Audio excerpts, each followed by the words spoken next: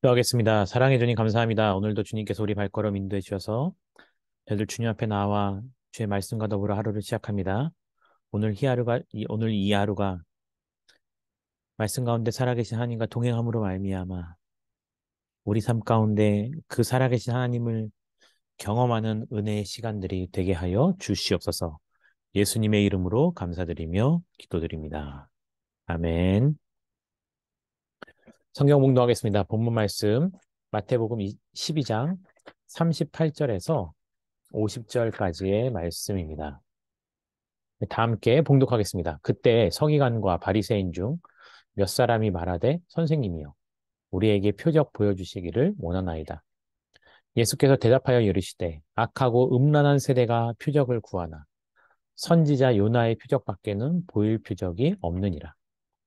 요나가 밤낮 사흘 동안 큰 물고기 뱃속에 있었던 것 같이 인자도 밤낮 사흘 동안 땅속에 있으리라. 심판 때에 니느웨 사람들이 일어나 이 세대 사람을 정죄하리니 이는 그들이 요나의 전도를 듣고 회개하였음이거니와 요나보다 더 큰 이가 여기 있으며 심판 때에 남방 여왕이 일어나 이 세대 사람을 정죄하리니 이는 그가 솔로몬의 지혜로운 말을 들으려고 땅 끝에서 왔음이거니와 솔로몬보다 더 큰 이가 여기 있느니라. 더러운 귀신이 사람에게서 나갔을 때에 물 없는 곳으로 다니며 쉬기를 구하되 쉴 곳을 얻지 못하고 이에 이르되 내가 나온 내 집으로 돌아가리라 하고 와보니 그 집이 비고 청소되고 수리되었거늘 이에 가서 저보다 더 악한 귀신 일곱을 데리고 들어가서 거하니 그 사람의 나중 형편이 전보다 더 심하게 되느니라. 이 악한 세대가 또한 이렇게 되리라. 예수께서 무리에게 말씀하실 때에 그의 어머니와 동생들이 예수께 말하려고 밖에 섰더니 한 사람이 예수께 여짜오되 보소서 당신의 어머니와 동생들이 당신께 말하려고 밖에서 있나이다 하니 말하던 사람에게 대답하여 이르되 누가 내 어머니며 내 동생들이냐 하시고 손을 내밀어 제자들을 가리켜 이르시되 나의 어머니와 나의 동생들을 보라. 누구든지 하늘에 계신 내 아버지의 뜻대로 하는 자가 내 형제요 자매요 어머니이니라 하시더라. 아멘. 오늘은 신앙과 불신앙이라는 제목으로 말씀을 증거하도록 하겠습니다. 오늘 말씀의 시작은 요나의 표적이라는 주제로 시작합니다. 서기관과 바리새인들이 예수님께 와서 부탁을 하게 되죠.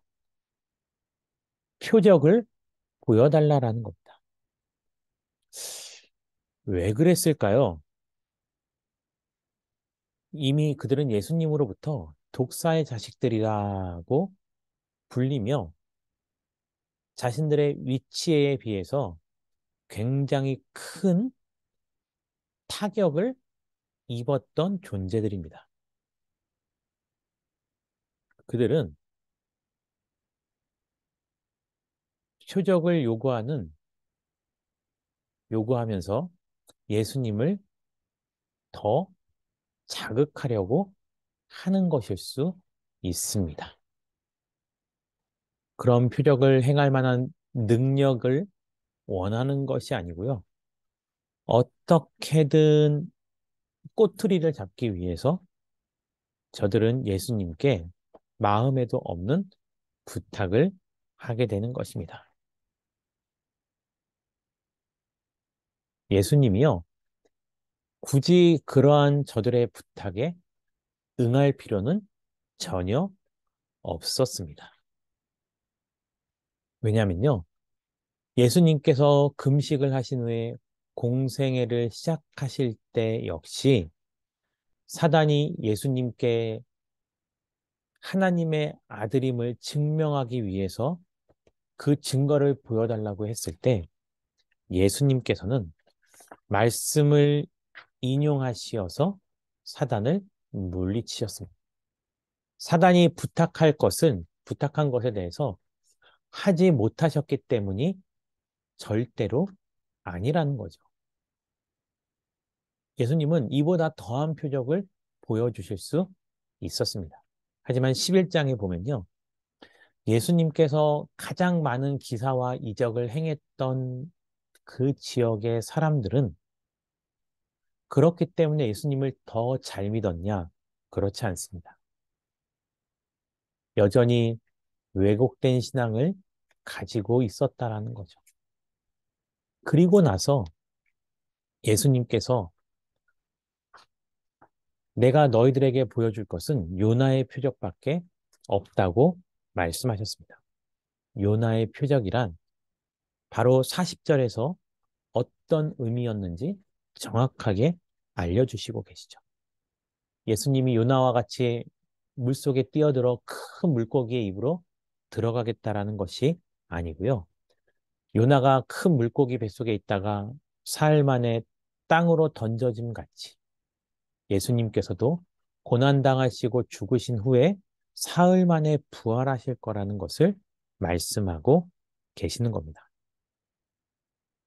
그리고요, 결국 요나가 니느웨로 가서 주의 복음을 증거하였을 때 그 사람들이 듣고 회개하였지만 정작 모든 계시의 본질과 주인 되신 예수님께서 오셨을 때 그 예수 그리스도를 깨닫지 못하던 자들은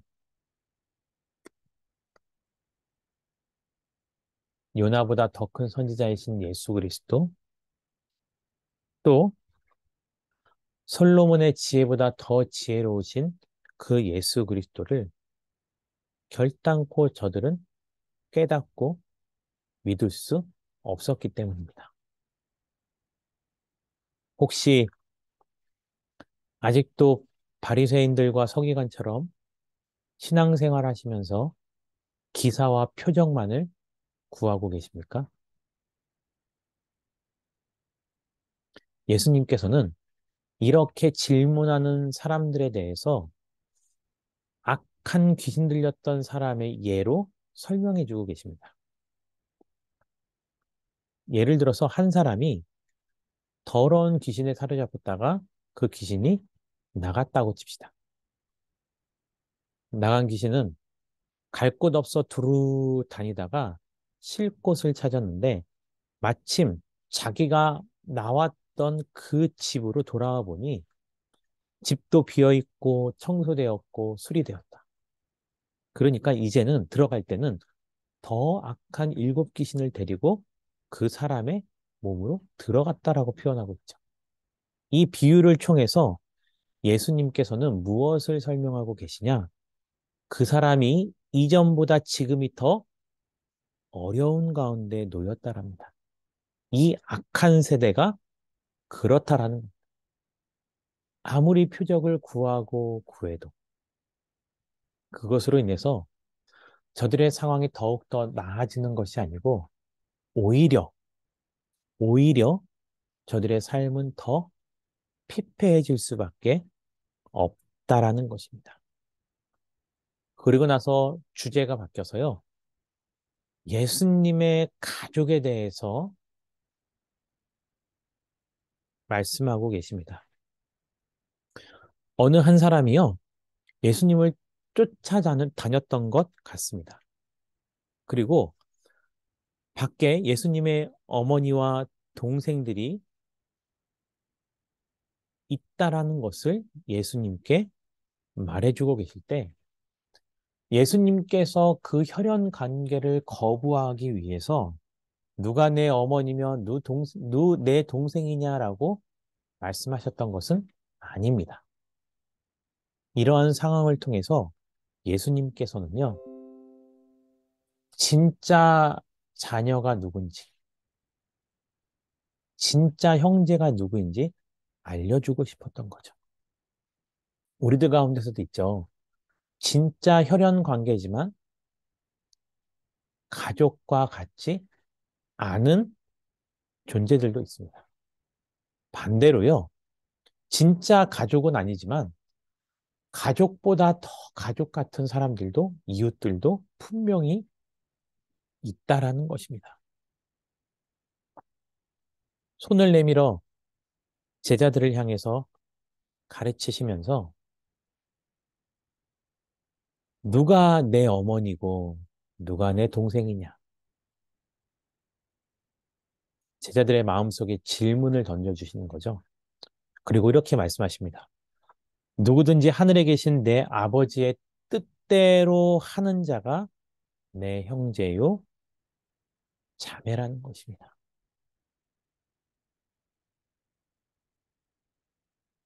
결국은 이 세상을 살아가면서 하나님의 자녀로서 살아가기 위해서는 그 무엇보다도 하나님의 뜻에 귀를 기울일 줄 알고 스스로 지혜롭다, 슬기 있다 생각하지 마시고 오히려 하나님의 뜻에 순종하면서 살아가야만 우리는 그것만으로도 충분히 예수 그리스도를 믿을 이유가 있다라는 것입니다. 우리 다 함께 이렇게 기도 제목 나누고 각자 기도하고 마치도록 하겠습니다. 함께하는 기도입니다. 눈에 보이는 표정만 구하는 불신앙이 아니라 지금 있는 그대로 하나님께서 우리에게 보여주셨던 이 성령의 시대, 우리가 성령을 통하여 성경을 깨닫고 예수님을 믿고 하나님의 자녀로 거듭나는 역사가 있게 달라고. 또 육체적인 가족뿐만이 아니라 진정한 가족의 모습을 이루어가는 그런 신앙을 갖게 해달라고.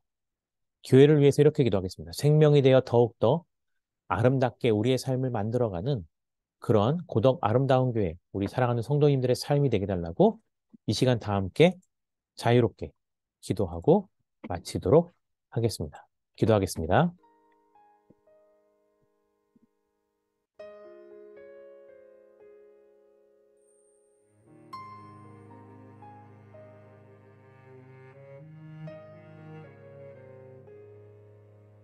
산을 내려오는 바람과 같이 우리에게 불어온 그 하늘의 이야기 다친 우리 마음 자유케 하던 그 나사렛에서 한 목수의 이야기 나와 같은 이도 복이 있다던 이전엔 한 번도 듣지 못한 이야기 우리 이마에 맺혀있는 땀들 진저리 쓰다듬던 예수님의 이야기 메마른 땅 위에 내리는 비처럼 흐르는 내 땀방울로 부는 바람처럼 나를 향하신 그분의 마음 널 사랑한다 참 귀하다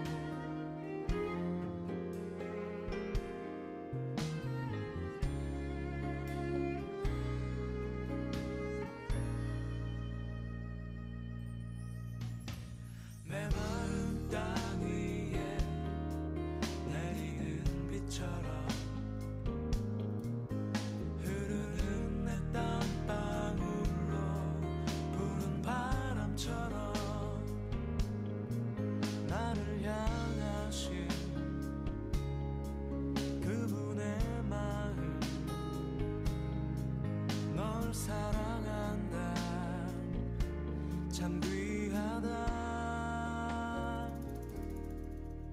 나와 같은 이도 복이 있다던 이전엔 한 번도 듣지 못한 이야기 와서 나의 마음 자유케 하던 그 나사렛에서 온 한 목숨